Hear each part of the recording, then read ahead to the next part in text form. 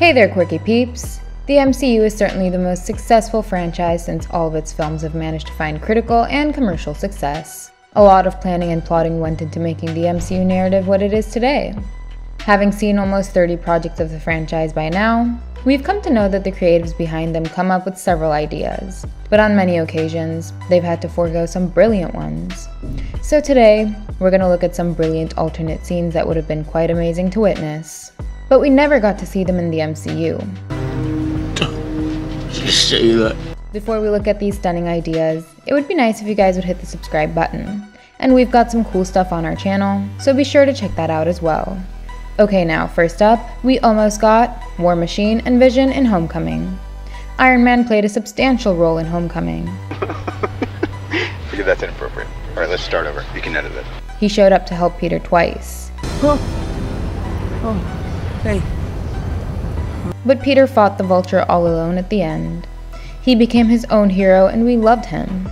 But did you know that initially, more than one MCU character was supposed to appear to help him? What the Apparently, there were plans for War Machine and Vision to come for Spider-Man's rescue in the movie.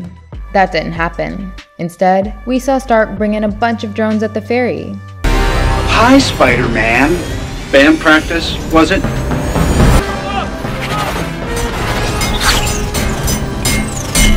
On one end, it is good that the scenes did not get crowded. Yeah, Iron Man! But this scene could have been visually stunning if Viz and Rhodey also showed up.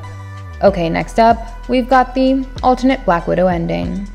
Black Widow left an open ending for us to imagine. In the original, Secretary Ross showed up to capture Natasha and then poof! She returned with blonde hair. But this alternate ending properly explains what really happened and how Natasha escaped. It would have allowed us some insight into the chemistry shared by Ross and Natasha.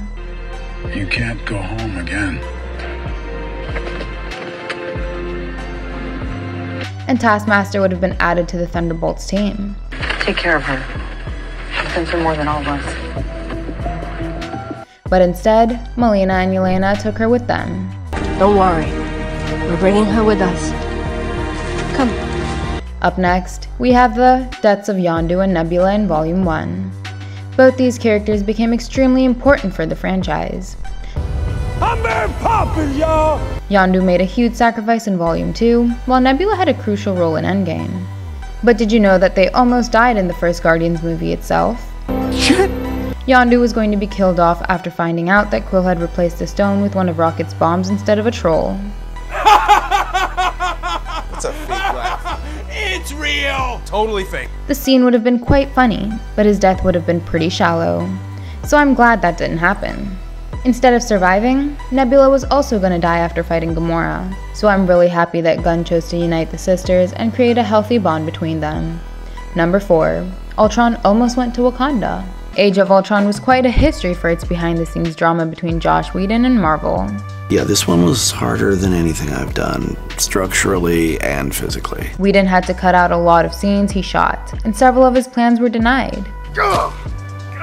One of those plans included Ultron coming to Wakanda in order to upgrade his body. I got no strings, so I have fun. This would have been crazy to witness, as we would have got Wakanda much sooner. And even Black Panther may have made his debut earlier than Civil War. But the film already had too much on its plate. So I guess it's okay that these Ultron and Wakanda scenes were taken out. Number 5. Vision almost betrayed Team Iron Man. In Captain America Civil War, we saw Black Widow being the one who betrayed Team Iron Man and let Steve Rogers escape along with Bucky. Go. But this concept art confirms that it was supposed to be Vision who would have turned on his allies. He was going to affect Tony's arc reactor to save Wanda. Instead, we saw him take down Rhodey by doing exactly that. Although, it happened as an accident in the final cut. Up next, we almost got the Wasp in the Avengers. Hope Van Dyne made her debut in Ant-Man, and then went on to become the Wasp in the sequel. But we know that in the comics, the Wasp was one of the first Marvel characters to form the Avengers. This was also going to be the case in live action, as she was supposed to appear in the Avengers. She was actually going to replace Black Widow. You see, while the script was being written, Scarlett Johansson's contract wasn't worked out, so Joss Whedon wrote Hope Van Dyne's character into the movie. He originally wanted Zooey Deschanel to play the Wasp, But later when the contract was confirmed, the character of Wasp was taken off the narrative of the movie. So I guess all's well that ends well. I am okay with the fact that the Wasp entered later into the game. And now, she might get a great outing while taking on Kang in the threequel. Up next, we almost had Arnim Zola and Ant-Man. This film already hinted that the 10 rings had survived. It also confirmed that Hydra still had a foothold in the world, even after the events of Age of Ultron. But there were plans to establish that in an even better way. We were all surprised when Arnim Zola continued to exist in the MCU following the events of Captain America: The First Avenger. But then, he would have surprised us in Ant-Man as well.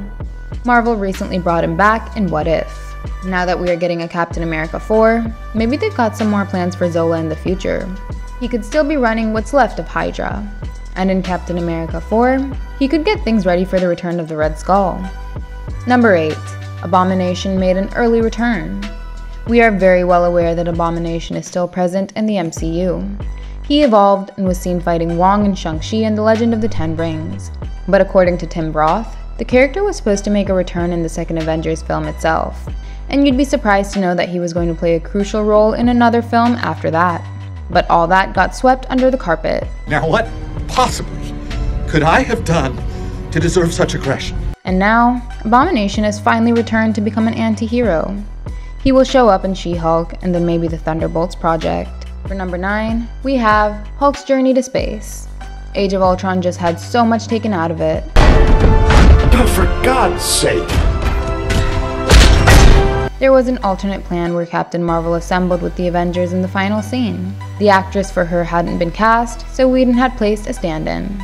In another version of the same scene, Quicksilver almost showed up in a new suit as he would have healed from his injuries. The film also had a Loki sequence removed. Watch it! Where's your manner? And apparently, fans would have got a bit more clarity on the Hulk as well. One of the major surprises in the MCU has to be Hulk's presence in Thor Ragnarok. He showed up quite randomly, as he was absent from other films for 2 whole years. It was explained quite vaguely as to how he reached Sakaar and the Quinjet through a portal. How'd you arrive here? Quinjet. But apparently, this was actually going to be shown with a proper explanation. Hulk was supposed to go off to space at the end of Age of Ultron, but that would have given the fans the wrong idea. You see, Marvel couldn't have let us believe that a Planet Hulk movie was in works because it wasn't. They didn't have the rights, and Universal wasn't interested to do it. But now, the reports are suggesting that we're getting a World War Hulk movie after She-Hulk.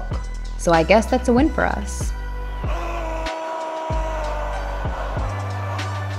Now for the final point, I'm going to talk about Thanos' journey to 2014's Earth and Endgame. After finding another Nebula in 2014, Thanos got to know that the Avengers were going to kill him in 2018. So before coming to 2023, Thanos was going to fight the Avengers in 2014 just to make a statement. Then he would have arrived in 2023. And as Cap, Tony, and Thor surrounded him, he was going to throw the decapitated head of 2014's Captain America at the feet of 2023 Cap. This scene would have been terrifying, but it was way too dark to fit in Endgame's PG-13 setting. It might have taken a lot of screen time, and maybe people wouldn't have understood its relevance. So the writers had to cut it out. Okay, that's all from these deleted alternate scenes that you may not have known about. Which of them do you wish was not deleted? Let us know in the comments. Give us a thumbs up if you enjoyed the video, and don't forget to check out some more fun content on our channel. Thank you, and I'll see you in the next one. Bye-bye!